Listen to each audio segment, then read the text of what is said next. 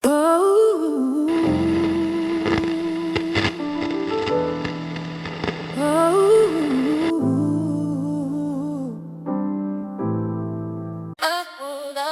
king sent an old man of Athens to compel the Jews to not to live after the laws of God, and to pollute also the temple in Jerusalem, and to call it the temple of Jupiter Olympius, and that in garrison of Jupiter, the defender of strangers. For the temple was filled with riot and reveling by the Gentiles, who dallied with harlots and had to do with women within the circuit of the holy places, and besides that brought in things that were not lawful. The altar also was filled with profane things which the law forbiddeth. Neither was it lawful for a man to keep Sabbath days or ancient fasts, or to profess himself at all to be a Jew. And in the day of the king's birth every month they were brought by bitter constraint to eat of the sacrifices. And when the fast of Bacchus was kept, the Jews were compelled to go in procession to Bacchus carrying ivy.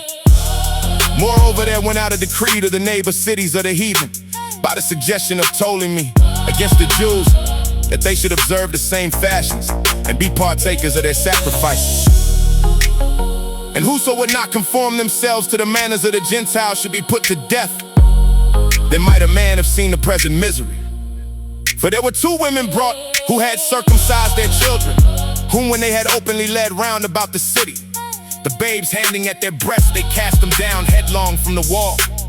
And others that had run together in a cage nearby to keep the Sabbath day secretly, being discovered by Philip, were all burned together, because they made a conscience to help themselves for the honor of the most sacred day.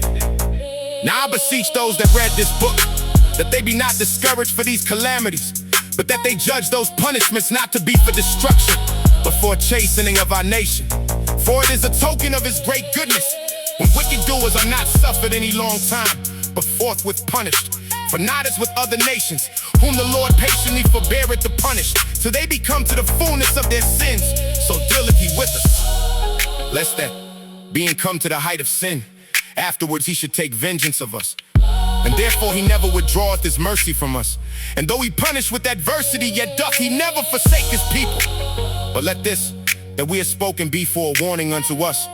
And now will we come to the declaring of the matter in a few words. Eleazar, one of the principal scribes, an aged man, and of a well-favored countenance, was constrained to open his mouth and to eat swine's flesh. But he, choosing rather to die gloriously than to live stained with such an abomination, spit it forth, and came of his own accord to the torment, as it behoved him to come, but a resolute to stand out against such things as are not lawful for love of life to be tasted. But they that had the charge of that wicked feast, for the old acquaintance they had with the man, taking him aside, besought him to bring flesh of his own provision, such as was lawful for him to use, and make as if he did eat of the flesh taken from the sacrifice commanded by the king, that in so doing he might be delivered from death, and for the old friendship with them find favor. But he began to consider discreetly, and as became his age and the excellency of his ancient years, and the honor of his gray head, whereon was come, and his most honest education from a child, or rather the holy law made and given by God. Therefore he answered accordingly, and willed them straight ways to send him to the grave. For it becometh not our age, said he, in any wise to dissemble, whereby many young persons might think that Eleazar, being 80 years old and 10, were now gone to a strange religion. And so they through mine hypocrisy, and desire to live a little time and a moment longer, should be deceived by me. And I get a stain of mine old age and make it abominable. For though for the present time I should be delivered from the punishment of men, yet should I not escape the hand of the Almighty, neither alive nor dead.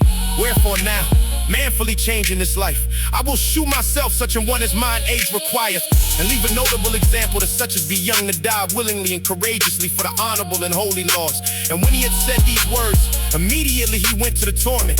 They that let him change into goodwill, they bear him a little before into hatred, because the foresaid speeches proceeded as they thought from a desperate mind. But when he was ready to die with stripes, he groaned and said, it is manifest unto the Lord that hath the holy knowledge, that whereas I might have been delivered from death, I now endure pains in body by being beaten, but in soul am well content to suffer these things, because I fear him. And thus this man died, leaving his death for an example of a noble courage.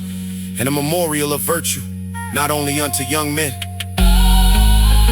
but unto all his nation.